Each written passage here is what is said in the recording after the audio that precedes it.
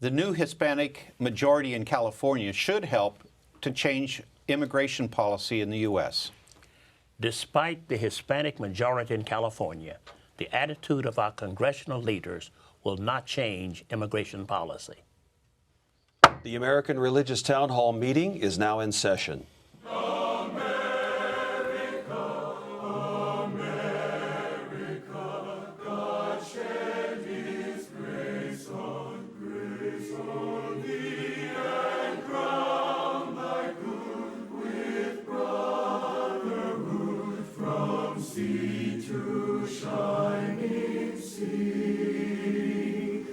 Welcome, friends, to the American Religious Town Hall meeting, where the discussion of religious, political, and social issues is meant to promote the cause of religious freedom and to help us better understand each other.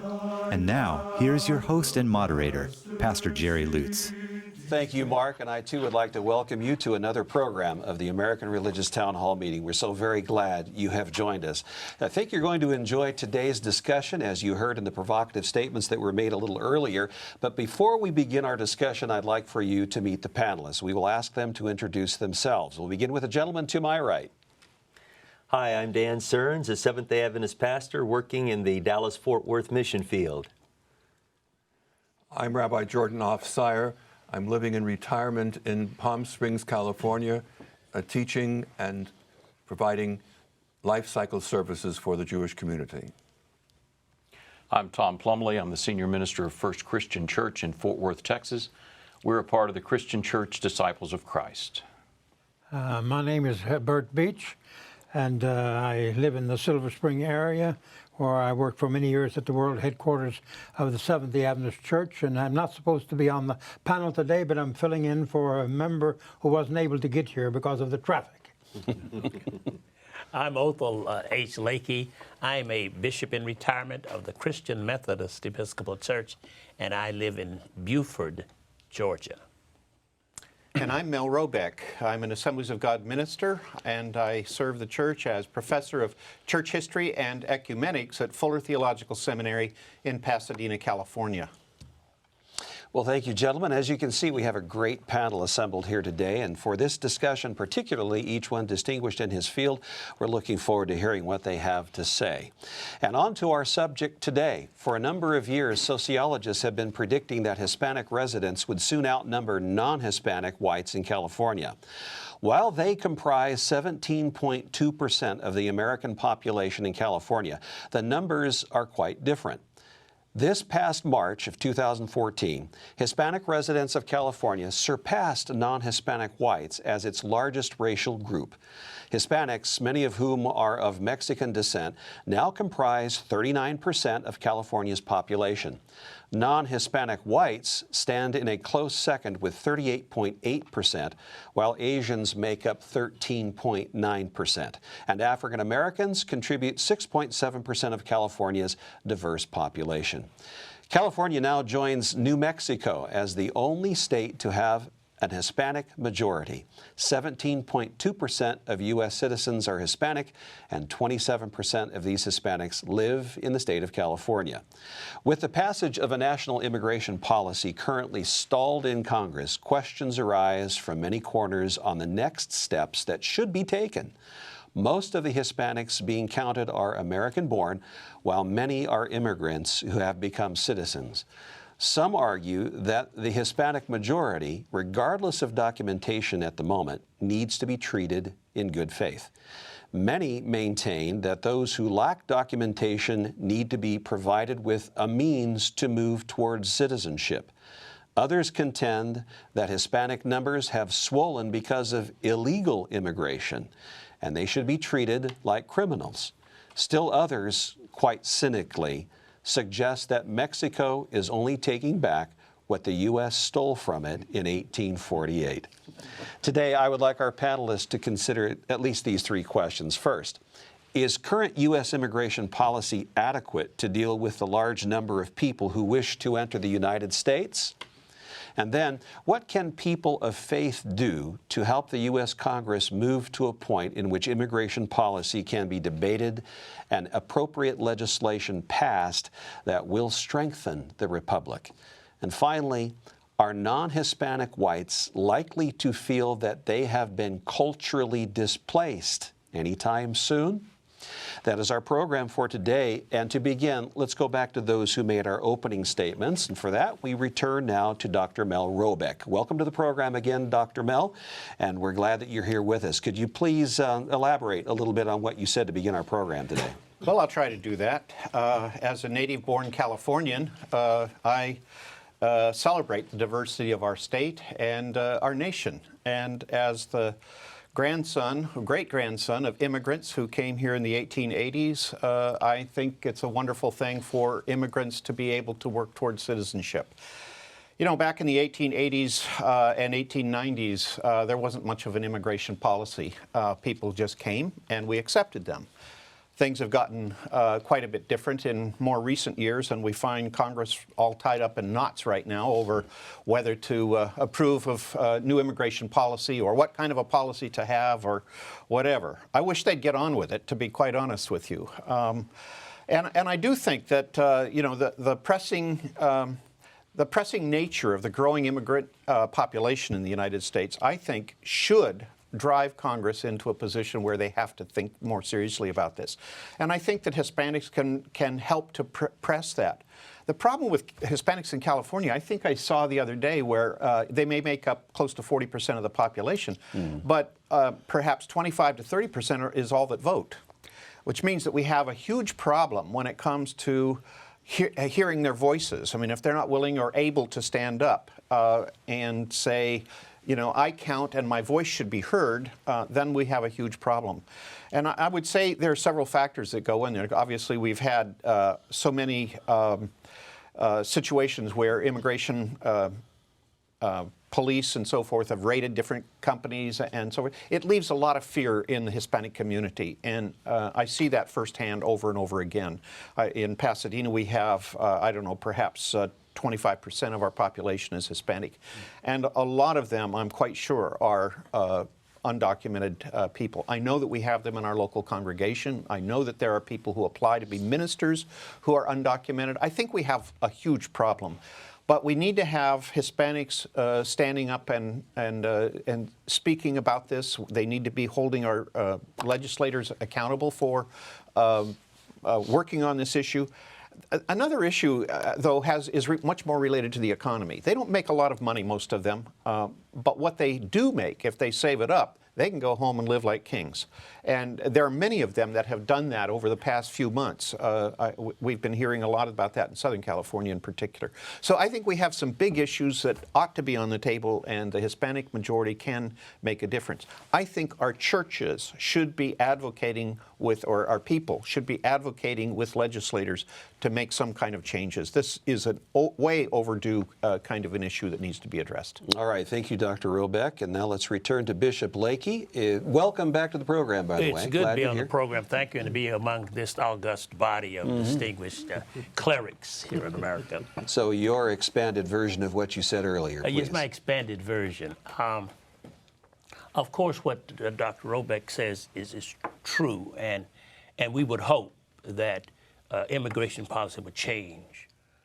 But I'm sure he realizes, as most of us realize, that it's very unlikely that in the foreseeable future that we will see any change in attitude, which means little change in policy. First of all, look at the rhetoric we use, that is commonly used. Illegal, aliens, undocumented, criminal, they broke the law.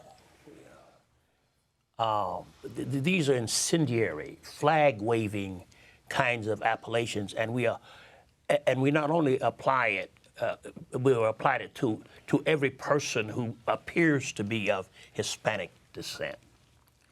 But not only are we talking about national policy, but at local levels, we have this gross disproportionate representation. There are very, very few Hispanic school board members in local school districts that are majority Hispanic, at least in Georgia where I live. There are very few policemen who are Hispanic. There are very few firefighters. There are very few members of city councils. So those infrastructure areas where cultural and ethnic participation makes differences, that doesn't happen.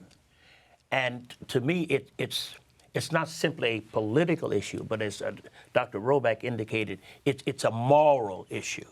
And let me conclude this segment, Mr. Moderator, by reminding us that years ago, a couple of generations ago, we as Americans, we brought Hispanics here. And I remember when I was a student in theological school, during the summer, I didn't participate. During the summer, many of my colleagues, my classmates, they were in what the National Council of Churches called the immigrant ministry, and migrant ministry is what they called it. And they would spend the summer going to these work areas where Hispanics had been brought over to work, and we would minister to them. And here we were, and our industry brought them over years ago, and these are among those 11 or 12 million that we're now saying are undocumented, and some of our politicians want to pack up wholesale and ship them back to wherever. So I say it's a moral issue, and until we deal with it as a moral issue, I don't think it would ever be adequately addressed. Thank you, Bishop, for your perspective, and that starts our program off, I think, very well. Let's come across the table to Dr. Beach. Welcome to the program, and what's your perspective on this matter? I have various perspectives on it.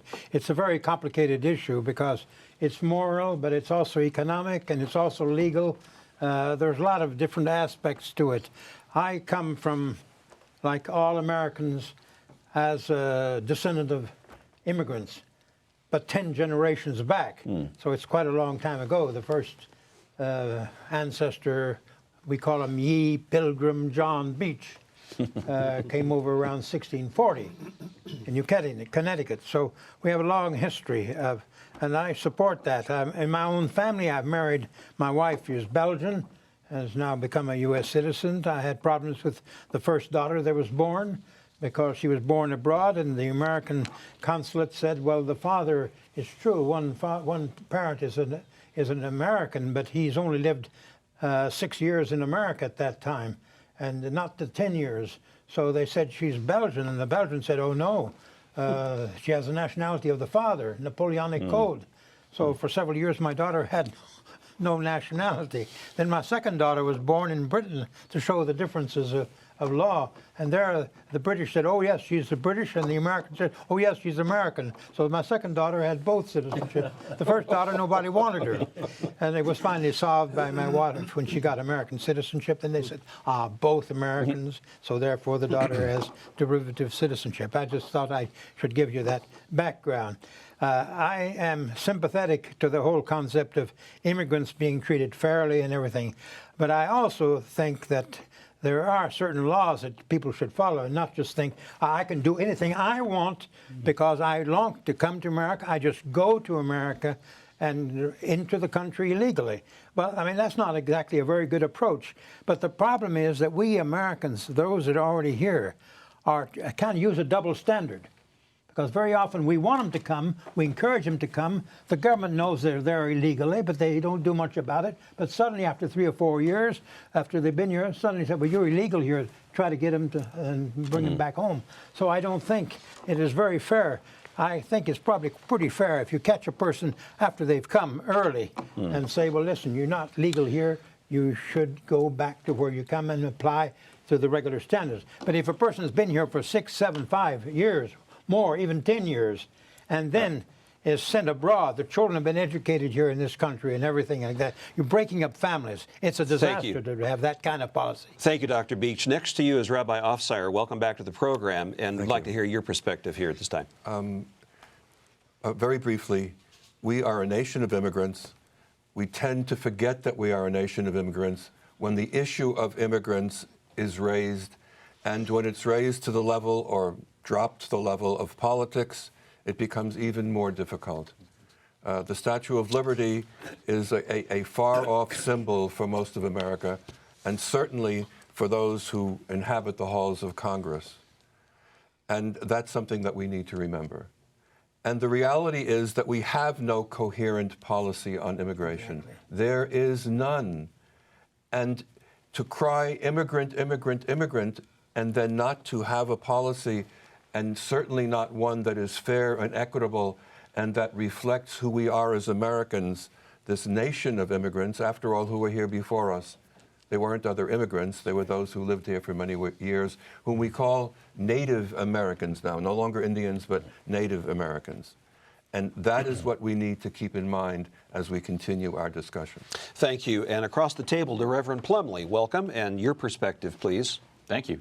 I think in part of this conversation we're creating a red herring by the assumption that, or in so much conversation about people being here illegally. The vast majority of Hispanic folk in this country are here illegally and are citizens. Many, I was talking to one of my friends just recently who was speaking of an encounter with a Hispanic woman, and she said that everyone always asked her here in Texas when her family came to the United States, and she said, you know, the border moved. The border moved. We were here before this was the United States, and that's the case with many folk. The United States moved the borders and took in many Hispanic people. So they did not immigrate to this country. They were a part of this country when Texas was, they lived here in Texas when Texas was Mexico, or in California or Arizona, or much of the West. I think that kind of conversation is smokescreen. The reality is that in a democracy, those who are here and those who are citizens need to be able to vote. I think one of the things we haven't mentioned that needs to be mentioned is the unconscionable voter suppression efforts that are being made. Voter ID laws, which affect poor folk at a much greater rate than folk with means. The efforts to reduce early voting, which affect working class people far more than others. Efforts to create fewer polling places, very local efforts, to create fewer polling places in parts of town that where lower income people live. Those are all efforts that are currently being made intentionally to reduce the voting power of folk who are becoming the majority or are fast close to being the majority in many parts of our world. All right, thank you very much. Nation. Pastor Stearns, we haven't heard yet from you. Welcome to the program. Thank you. Your take on this. I began my ministry 1 block from the border of Mexico and 3 blocks from the International Bridge. And as I'd stand on the 2nd floor of the language school ministry where I was working, I could watch people coming legally across the bridge, and I could watch people swimming illegally under the bridge. I did this often. And I knew at that time our country has an immigration problem. You have people waiting in longer lines to get here, and then there's a short line. I also learned that there were people who would swim over and work for the day and swim back. And that was their lifestyle. And then there are others who would come and that would go on farther in. Then there'd be others who would wait in the long lines to come here in a legal manner.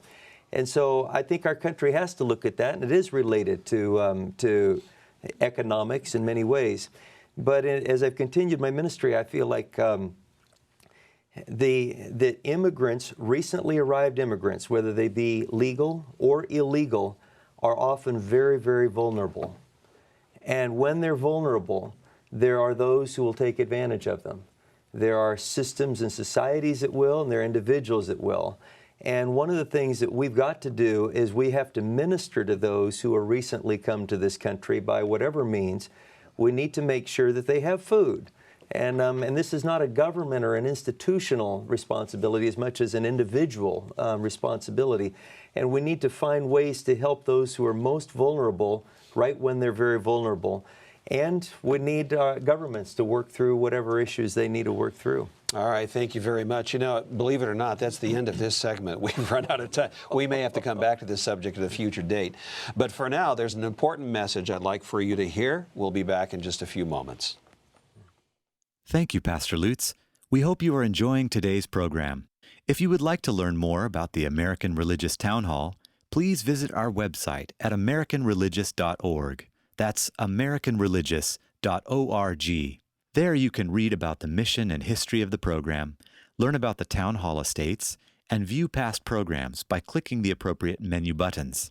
Each week, Pastor Lutz looks forward to receiving your letters. You may write to him at the address shown on your screen. Send your letters to Pastor Jerry Lutz, American Religious Town Hall Meeting, P.O. Box 180118, Dallas, Texas 75218. That's Pastor Jerry Lutz, American Religious Town Hall Meeting, P.O. Box 180118, Dallas, Texas 75218. Thank you for writing, and thank you for watching. And now, back to you, Pastor Lutz, and today's closing statements. Thank you, Mark. Welcome back. I do hope you take some time to look at our website. I think those of you who've been longtime viewers will appreciate some of the archives there, particularly the past programs and the history that Mark mentioned there regarding the town hall. Let's go now to our summary statements. We'll begin with Pastor Cerns. Our country needs to address these things. As believers, we need to do what we can to help those who are most vulnerable. And I don't know if that'll ever be solved this side of the return of the Lord. All right, and Pastor Plumley. Thank you. One of the things that bothers me about this conversation nationwide is that it tends to bring out some of our most anti-democratic tendencies, and fringe voices suddenly become mainstream voices. Voices of sheer racism are given the time of day. There is a whole complex of issues around immigration, and yet these problems, complex as they are ones that should be approached with compassion, with the very best values of our democracy. Thank you very much. And then Bishop Lakey, Thank your you. summary. Thank you. Despite the pessimism of my remarks earlier, because of the nature of this country, I still have hope. Because my ancestors did not immigrate. They were brought in chains and we lived for years in chattel slavery and then further years in discrimination and overt racism. And yet today, an African American is president of the United States. If that can happen to a people who were brought in chains, then I would suggest there is hope for those who are called illegal aliens when many of them their ancestors were here before most Americans were here. All right, thank you, Bishop Lakey. And now let's come over to Dr. Robeck. I know it's hard for most Americans to understand that we are a very wealthy people, all of us. I travel around the world at least 4 months a year. I have seen poverty like it's impossible to believe that such poverty exists. I know that there are pockets in the U.S. where there are very poor people, but even they are rich by comparison. It doesn't surprise me that people want to come to this country. As a Christian, you know, I'm constantly thinking about loving God and loving neighbor. My neighbor includes everybody in this world. They are our neighbors. And I think that as a Christian, we're called to treat those neighbors with love and concern, or you can think about it in terms of the golden rule. Do unto others what you would have them to do unto you. If you were in such a situation as many of them are, either in poverty or being oppressed by governments or whatever, how would you want to be treated? I find it embarrassing sometimes to go to to fly into this country and see the lines of people, lines. I know that in New York, I just went through one that was a quarter of a mile long, and because I was an American, I could whip right past all of those people who were standing in line just to have an opportunity to visit this country, let alone settle. So I think we have a lot of problems that we need to address dramatically.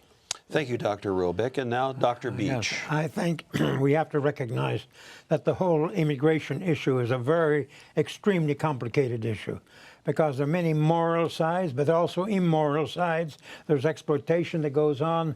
There are people that are coming here that shouldn't probably come here at all to begin with, may have a criminal background and so forth. There are all kinds of difficult issues. But we should not have a double standard in which we exploit the people and then try to throw them out of the country. You know, that type of a thing. Either you welcome them or you tell them, you catch them to begin with and send them back home. But you don't wait 5 years or 6 years or 8 years or 10 years when the children are already almost regular students, or almost ready to go to college, and then ship them back home and divide the families. That's a disaster. All right, thank you very much. And finally, Rabbi Ofsayer. Thank you. I'd like to begin my conclusion by thanking my colleagues for calling us and myself to conscience. This is an issue of conscience, and as a number of them have mentioned, it becomes, I would say, sullied by politics and weighed down by politics. V'ahavta l'reacha kamocha, you shall love your neighbor as yourself. It is part of our shared tradition. It is who we are as Americans, as Christians, and as Jews. How can we not have that as the energizing dimension of our policy toward, quote, immigrants? Our nation, as I've said and we know, is built on immigration and immigrants. Let us return to conscience as the mover of public policy regarding those who would come to America as our ancestors have. Thank you, Rabbi Ofsayer, and thank you to all of the panelists today for joining in this very interesting, insightful, and very informative discussion. We may come back to this again someday. But for now, the charter of the American Religious Town Hall provides that Roman Catholics, Protestants, Jews, educators, and others may appear on this program and can declare their beliefs without hesitancy. And the rest of the members of the panel will uphold and guarantee that American right to all who will appear, irrespective of race or creed, so that the rest of the world can see that here in America we believe in civil and religious freedom, not only in theory, but in reality. And now, friends, until next week at the same time and over the very same channel, the American Religious Town Hall meeting stands adjourned. May the God of all of us bless all of you.